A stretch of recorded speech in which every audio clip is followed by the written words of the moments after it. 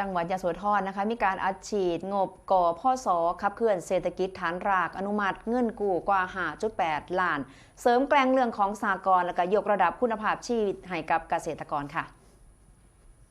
โดยนายขันชัยทันทิมารองผู้ว่าราชการจังหวัดยโสธรเป็นประธานการประชุมคณะอนุกรรมการพิจารณาเงินกู้กองทุนพัฒนาสหกรณ์ระดับจังหวัดครั้งที่3/2569เพื่อสนับสนุนทุนหมุนเวียนให้สหกรณ์นำไปจัดสรรแก่สมาชิกในการพัฒนาเกษตรในฤดูกาลผลิตพร้อมติดตามกำชับหนี้เพื่อความยั่งยืนของกองทุนซึ่งก็มีมติอนุมัติเงินกู้ในสหกรณ์4แห่งวงเงินรวม 5,835,000 บาทได้แก่สหกรณ์การเกษตรไส้มูลจำนวน 3,380,000 บาทสำหรับโครงการรวบรวมโคขุนสหกรณ์ผู้ใส่น้ำมันสถานีสูบน้ำด้วยไฟฟ้าบ้านว่านจำกัดจำนวน 1,700,000 บาทเพื่อสนับสนุนสมาชิกได้เฮ็ดหน้าสหกรณ์ปศุสัตว์ดงย่างจำกัดจำนวน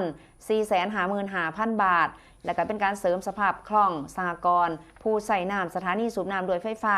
บ้านดงจงอางจำกัดจำนวน 300,000 บาทสำหรับจัดหาปุ๋ยเคมีจำหน่ายในราคาที่เป็นธรรมค่ะ